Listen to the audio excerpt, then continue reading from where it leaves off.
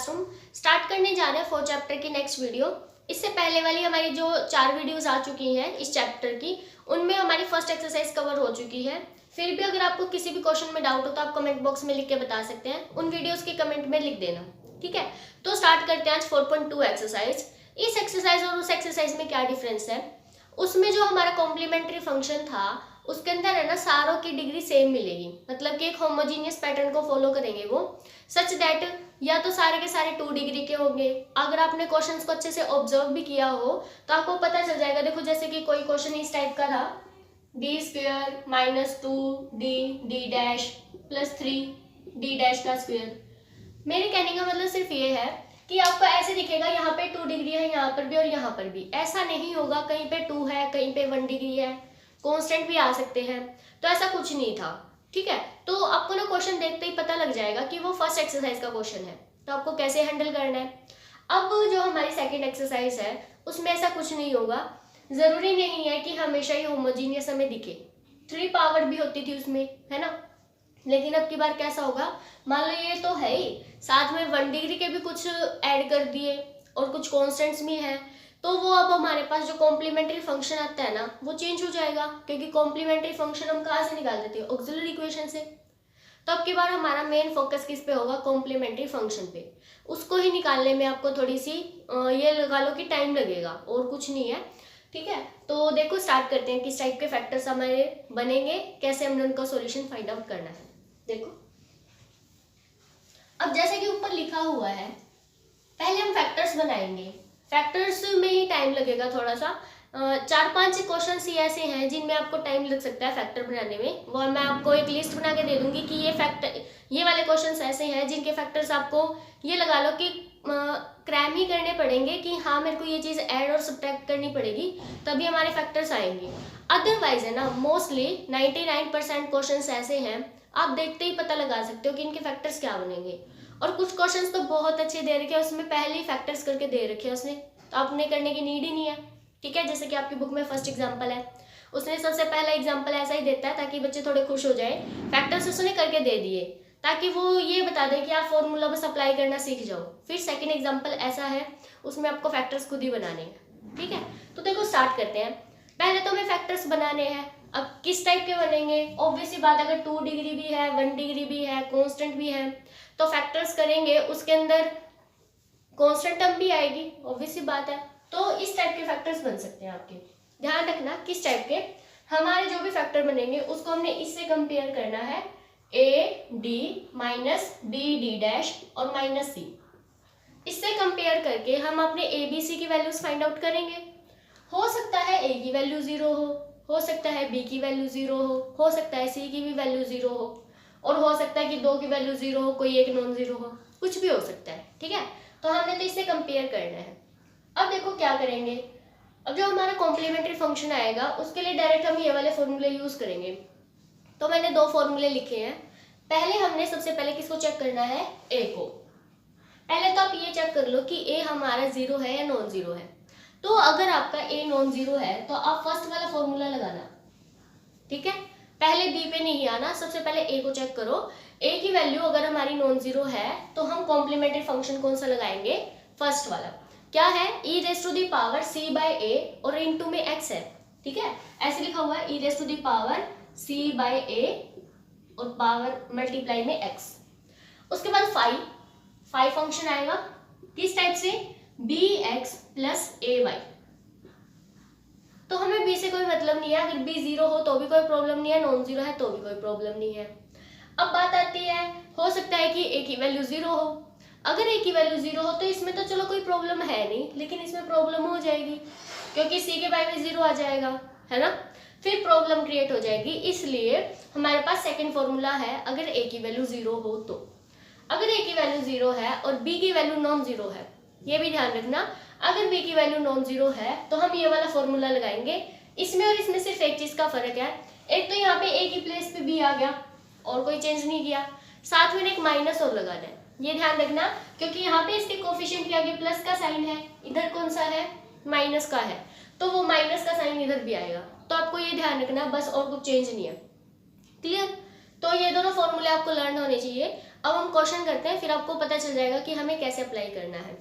वैसे ना mostly questions में वो ए नॉन जीरो ही देगा, कोई रेयर ही क्वेश्चन होगा, एक ही मिल सकता है शायद, या फिर 2 हो सकते हैं, एक्सरसाइज प्लस एग्जांपल्स वो मिला के। चलो स्टार्ट करते हैं। फर्स्ट एग्जांपल देखो क्या देगा, फैक्टर्स उसने दे दिए d minus D dash minus 1, तो एक तो यही है d minus D dash minus 1, और सेकेंड है d minus D dash minus 2, d minus D dash minus 2, z is equal to sine 2x plus 3y, sine particular integral में कोई change नहीं आएगा, प्रोसीजर वही है। तो अब की बार में इसमें चेंज आया है ना कि इसमें, ठीक है। तो कॉम्प्लीमेंट्री फंक्शन चेंज होगा, पर्टिकुलर इंटीग्रल का प्रोसीजर वही है, उसमें कोई डिफरेंस नहीं है। तो सबसे पहले देखो ऑक्सिलरी इक्वेशन लिखने की तो अब नीड ही नहीं है, क्योंकि अब हमने m वगैरह तो पुट करना ही नहीं, ठीक है। तो अब हमारे पास देखो एक फैक्टर ये है, एक फैक्टर ये है। सबसे पहले इस फैक्टर का काम करो, d minus D dash minus 1। अब इसको ना ऊपर वाले से कंपेयर करके देखो क्या वैल्यू आ रही है, a की वैल्यू 1 है, b की भी 1 है, c की भी 1 है ना, क्योंकि माइनस वाले साइन इसके साथ ही इंक्लूड ही है। तो आप माइनस वन मत रख देना, ये ध्यान रखना आपको। तो यहाँ पे 1 1 1 a b c तीनों की वैल्यू 1 आ गई, तो कॉम्प्लीमेंट्री फंक्शन देखो वहां पे पुट कर देंगे value, e raise to the power c by a that is 1/1 x आ गया। तो हमारे पास फर्स्ट आ जाएगा, यहाँ पे लिख लेते हैं e raise to the power x 5, b और a दोनों के प्लेस पे 1 रखना है, तो यहाँ पे आ जाएगा x प्लस वाई लिख लो, y प्लस एक्स लिख लो, एक ही बात है। अब सेकेंड वाला फैक्टर तो साथ में प्लस आ जाएगा, ठीक है, प्लस से कनेक्ट करना, मल्टीप्लाई नहीं करनी।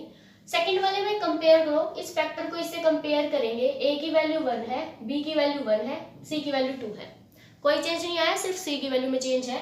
तो क्या करेंगे, e raise to the power c की वैल्यू 2 है, 2/1 2 और साथ में x, तो 2x और 5, अब की बार यहाँ पे 1 लिख लो, यहाँ पे 2 लिख लो, x प्लस वाई, ठीक है। क्लियर हो गया होगा सभी को कि हम कॉम्प्लीमेंट्री फंक्शन अब की बार कैसे फाइंड आउट करेंगे, इस तरह से फाइंड आउट करना है। और क्वेश्चंस हम कल करेंगे जिसमें हम फैक्टर्स बनाना भी सीखेंगे, वो थोड़े से और कॉम्प्लिकेटेड क्वेश्चंस हो जाएंगे, ठीक है। तो अब देखो इसका पर्टिकुलर इंटीग्रल निकाल लेते हैं, कंप्लीट सॉल्यूशन आ जाएगा।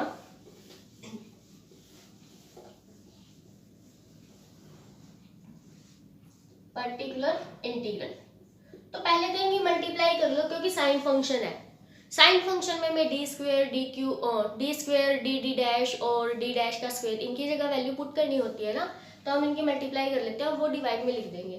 तो 1 बाय मैं मल्टीप्लाई करके लिख लेती हूँ, डी की डी से करो डी स्क्वेयर, फिर डी की माइनस डी डैश से माइनस डी डी डैश, फिर माइनस 2d, अब के बाद माइनस डी डैश की कर देते हैं सबसे, minus D D dash plus D dash square और प्लस 2d डैश। अब -1 से कर दो, minus D plus D dash and plus 2, और साथ में है साइन 2x प्लस 3y। बस इसको थोड़ा सा सोल्व कर लो, और अगर सोल्व भी ना करना हो ना तो भी कोई दिक्कत नहीं है, बस डी स्क्वायर के प्लेस पे -4 पुट कर लो, है ना, x का कोफिशिएंट है उसका स्क्वायर करो, उसका माइनस नेगेटिव साइन, तो यहाँ पे हम पुट कर लेते हैं, यह आ गया -4। डी डी डैश के प्लेस पर क्या पुट करेंगे, 3 2 6, नेगेटिव साइन एक पहले ही है, हम एक और पुट कर रहे हैं, तो +6 हो गया ना, प्लस यहाँ पे माइनस का 2d, चलो -2d, यहाँ पे फिर से +6 हो जाएगा, डी डैश का स्क्वायर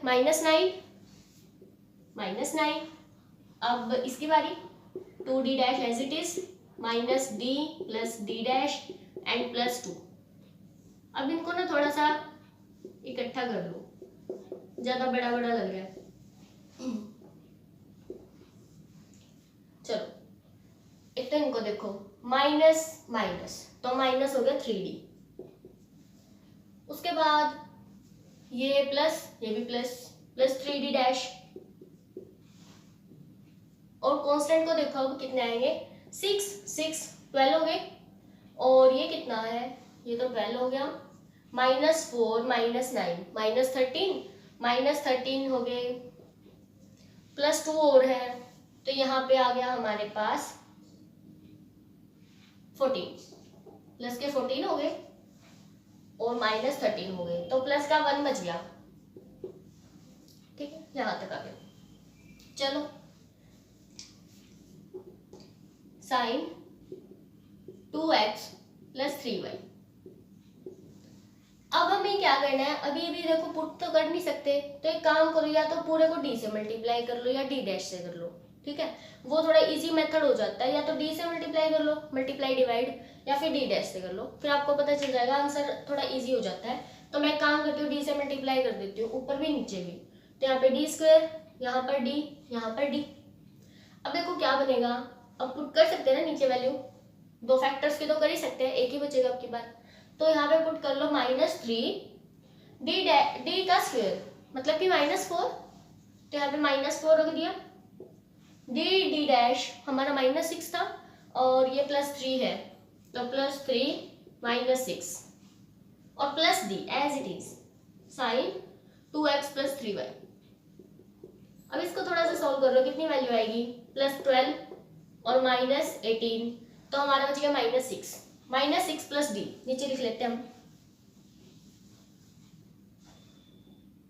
-6 + d था ना, तो d -6 लिख लो। ठीक है, और अब देखो क्या बनेगा। हाँ, अभी भी इसको ना नीचे स्क्वायर बनाना पड़ेगा, नीचे वाला खत्म करना होता है, मेन फोकस हमारा ये है। तो हम एक काम करते हैं, d माइनस है ना, तो d प्लस वाले से कर लो मल्टीप्लाई, d + 6, इधर भी d + 6 है। अब नीचे वाला खत्म नहीं हो जाएगा, a - b a + b वाला फॉर्मूला लगा दो, आंसर आ जाएगा। तो d + 6 और नीचे आ गया हमारे पास d² - 36। अब नीचे वाला खत्म हो गया, हमारा मेन काम ना यही था। ऊपर वाले के साथ तो हम डिफरेंशिएशन कर सकते हैं, उसमें कोई वो नहीं आएगा। तो यहाँ पे ना d² के प्लेस पे हमें क्या पुट करना है, -4 - 36, तो -40 हो गए, तो इनका काम हो गया खत्म, -1/40। अब ये बच गया, देखना, एक तो d बचा है और d + 6 है, तो इनके अंदर वैल्यू पुट कर अंदर मल्टीप्लाई कर लो, और फिर हम डिफरेंशिएशन कर देंगे। तो इसको इरेज कर लेते हैं ऊपर वाला।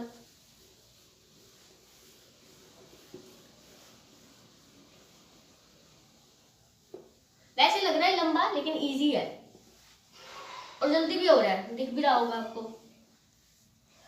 तो -1/40 मल्टीप्लाई कर लो पहले तो d² + 6d और साइन 2x + 3y, ये आ गया। चलो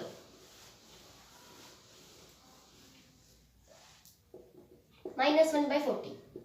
अब एक बार तो पता क्या करना है, इसका 2 बार डिफरेंशिएशन करना है, d² है और d है ना, तो विद रिस्पेक्ट टू x करेंगे। अगर d' होता तो विद रिस्पेक्ट टू y करते, अब d है तो with respect to x 2 times differentiation करना है साइन का। तो एक बार करोगे कोस आएगा, एक बार और करोगे माइनस साइन आएगा। तो मैं इकट्ठा कर देती हूँ, इतने तो समझदार हो, -sin 2x + 3y। और देखो एक बार डिफरेंशिएशन करेंगे तो साथ में 2 भी आएगा, अंदर वाले का भी करते हैं ना एंगल का, तो एंगल का डिफरेंशिएशन करोगे 2 आएगा, एक बार और करेंगे फिर से 2 आएगा, तो मतलब कि 4 भी आएगा साथ में। तो हम यहाँ पे 4 भी लिख लेते हैं। इसी तरह प्लस, अब 6 एज इट इज। अब करना है सिर्फ एक बार डिफरेंशिएशन, एक बार करेंगे साइन का कोस हो जाएगा, तो कोस 2x + 3y, और फिर एंगल का कर दो, एंगल का 2 आएगा। बस इसको थोड़ा सा अच्छे से लिख लो अरेंज करके, 1/40 - 4 साइन 2x + 3y और +12 कोस 2x + 3y। अब चाहो तो 4 कॉमन ले लो, बाहर वाले से कैंसिल हो जाएगा, नीचे 10 बच जाएगा। तो माइनस का 4 कॉमन ले लेते हैं, ये माइनस भी कैंसिल हो जाएगा। तो 4 मैंने बाहर ले लिया, माइनस भी ले लिया, तो माइनस से माइनस कैंसिल हो गया। 40 यहाँ पे बच गया साइन 2x + 3y और -3 cos 2x + 3y। क्लियर हो गया सभी को? तो इस तरह से हमने इस क्वेश्चन को अटेम्प्ट करना है। देखो पर्टिकुलर इंटीग्रल में कोई चेंज नहीं आया है, सिर्फ कॉम्प्लीमेंट्री फंक्शन में चेंज आया है। तो इस तरह से हम सारे क्वेश्चंस कर सकते हैं। जिनके फैक्टर्स बन रहे हैं ना, सिर्फ आप वही वाले ट्राई कर लेना। फिर भी किसी क्वेश्चन में डाउट हो तो आप कमेंट बॉक्स में लिख के बता सकते हैं, मैं उस क्वेश्चन पे वीडियो बना दूंगी। ठीक है, और भी कोई डाउट हो इससे रिलेटेड, मतलब कि कॉम्प्लीमेंट्री फंक्शन से रिलेटेड हो या फिर इस एक्सरसाइज के जितने भी क्वेश्चंस हो जो इस टाइप के हैं, तो आप कमेंट बॉक्स में लिख के बता सकते हैं। Thanks for watching.